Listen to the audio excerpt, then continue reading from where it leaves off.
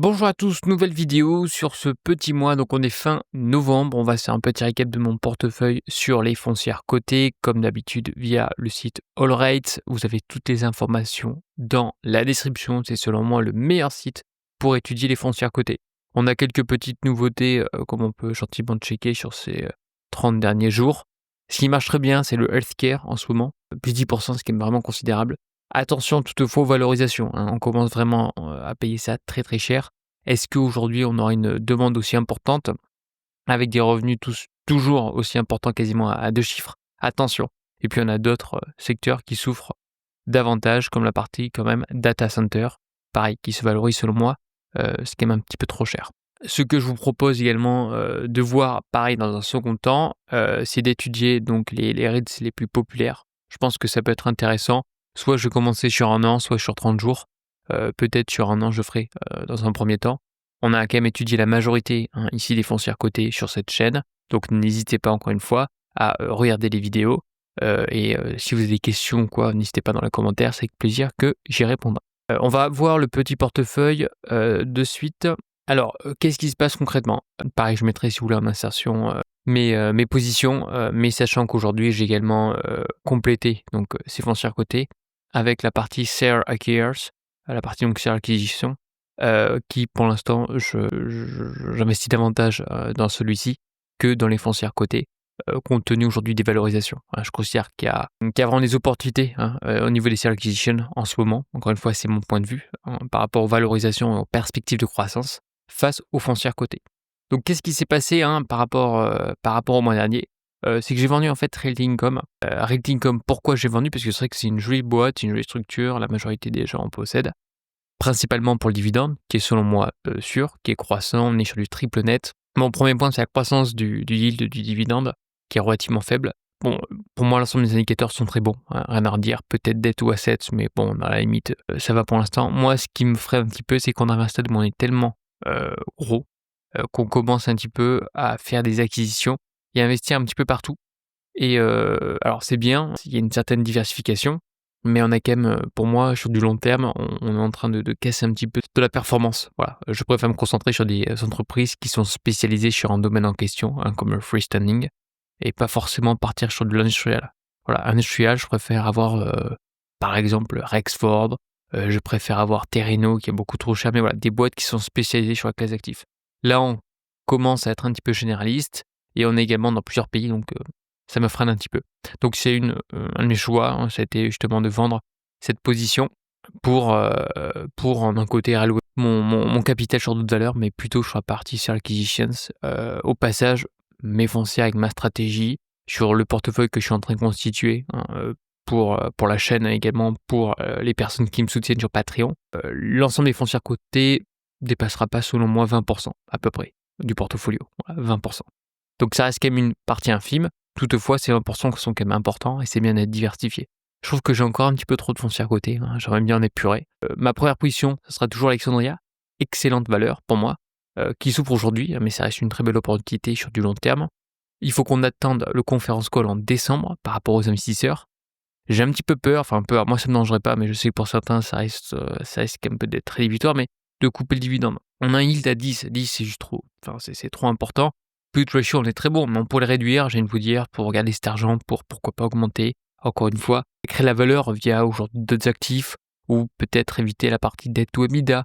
Voilà, je pense que le dividende, pour ma part, ce serait stratégique, mais je pense que ça serait mal vu par le marché, mais le réduire peut-être, enlever 30%. Donc on aurait toujours un yield important. Mais bon, ça permettrait aujourd'hui à la structure de garder un petit peu plus de cash pour le réallouer, hein, de manière plus stratégique. Ça se paye 5,8 fois, c'est vraiment ridicule. Encore une fois, je vous montre, hein, via PhaseGraph, normalement ça se paye 21 fois. Aujourd'hui, on paye ça, comme en 2008-2009, on paye ça 7,33 fois le price FFO. Ouais, on est à peu près dans ces eaux-là, hein. Donc pour moi, je vais pas dire que c'est le point plus bas, parce que c'est vrai que ça fait que baisser, on est d'accord. Mais là, c'est vraiment, on est sur des niveaux 2008-2009. Donc c'est quand même un point important. Au niveau après de la performance, qu'est-ce qu'on peut s'attendre? Bon, on aurait gentiment donc une baisse, ça c'est sûr pour 2026, hein. On verra également où on en est au niveau de la commercialisation, parce que ça c'est quand même le point, le pilier.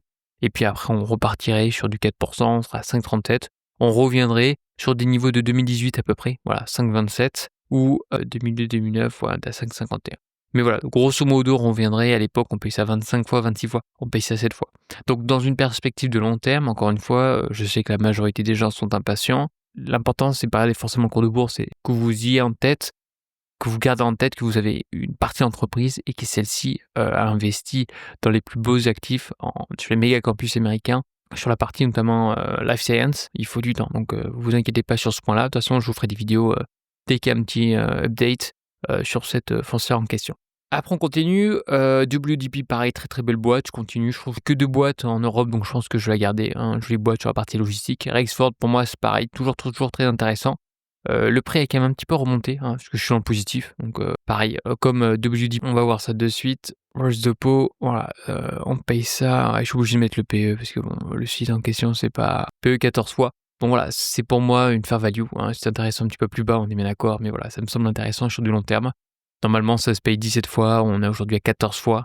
Après, ça prend en compte évidemment, lorsqu'on est au plus haut à 36 fois. Voilà, ne jamais acheter trop cher un titre, règle d'or.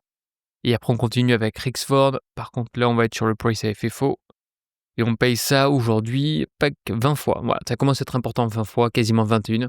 Voilà, je ne mets pas plus. Hein. Aujourd'hui, je suis sur une foncière cotée. Même si aujourd'hui, Rexford a quand même un parc vraiment prime plutôt premium, dirais-je. Mais voilà, là, ça commence à être un petit peu cher. En dessous de 20, là, c'était vraiment intéressant. Voilà, aujourd'hui, je n'investirai pas sur Rexford tant que le titre baisse. AMH, pareil, jolie boîte. Pareil, j'ai environ 500 euros. Voilà, grosso modo, Modeling, c'est 500 euros hein, au niveau des foncières cotées. Je vous ai dit, là, mon cash, je le ralloue plutôt sur la partie sur l'acquisitions. Je pense que les perspectives vont être plus importantes que ces différentes foncières. Mais c'est bien à avoir au sein de mon portefeuille. Je vous dis, c'est 20% à peu près, parce qu'on m'a posé plusieurs fois la question. Mon allocation.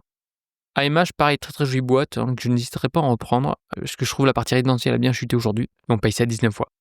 Voilà. Moi, très belle boîte aujourd'hui, je n'hésiterai pas à en reprendre. Là, pour l'instant, c'est celle qui m'intéresse le plus avec évidemment Alexandria. Très jolie boîte aussi. Bon, on a une très très forte appréciation. La partie dette, on va arriver à 45, dette ou EBITDA, voilà, ça commence à être limite. Hein, c'est vraiment croissant.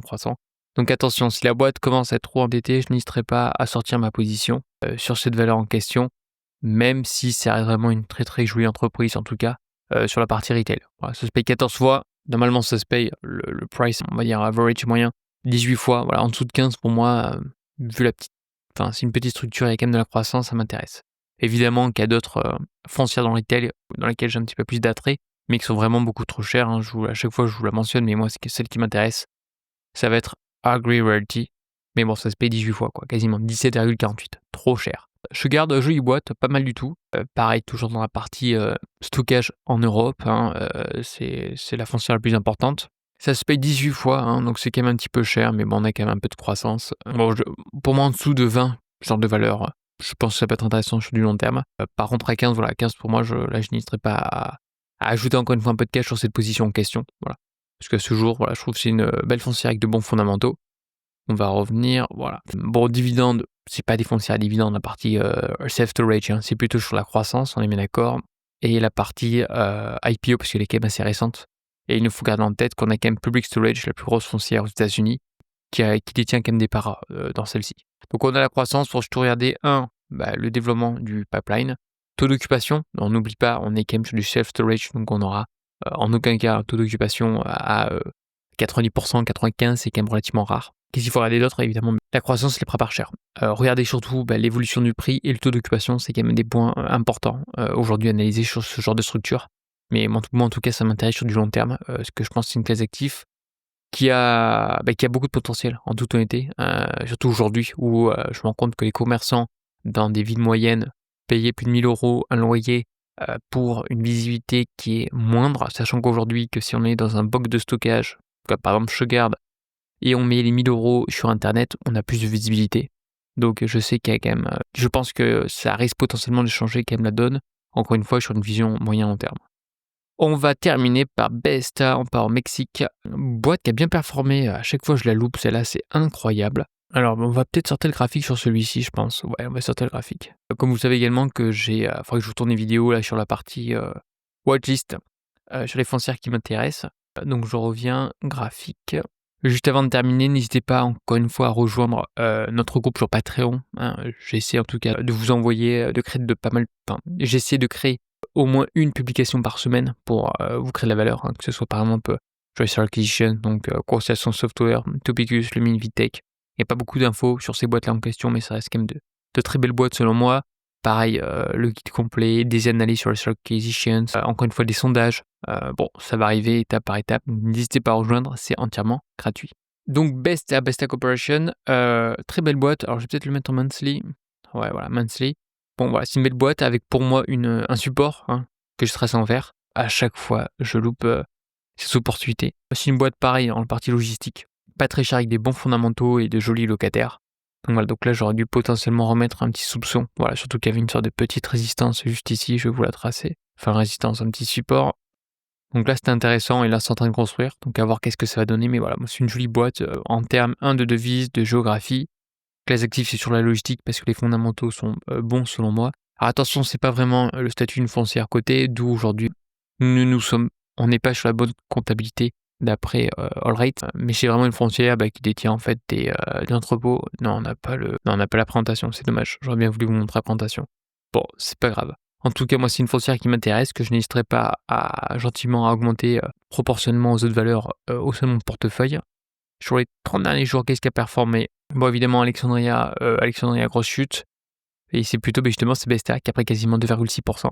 Donc voici mon portefeuille, il n'y a pas grand-chose qui a bougé, on est toujours sur l'industriel, quasiment 39%, partie healthcare 30%, résidentiel 12%, la partie retail 7%, donc la poche baissée parce que j'ai vendu Realty Income, self-storage et partie real estate, la partie Besta. Donc voilà ces différents points en question. Les dividendes, évidemment, ça arrive, c'est payé, d'autres arrivent par la suite, pas d'inquiétude sur ce point-là. Donc voilà, donc le portefeuille grandit petit à petit. Pour l'instant, je suis plus sur les share acquisitions, en toute honnêteté. Je n'hésiterai pas à revenir, notamment sur Alexandria, après le mois de septembre, en fonction, encore une fois, de ce qui a été mentionné. Et si on a des valeurs qui, encore une fois, baissent et arrivent à une valorisation qui me semble un peu plus attrayante. Sur ce, n'hésitez pas à commenter, n'hésitez pas à liker, et je vous dis une prochaine. Allez, bye bye.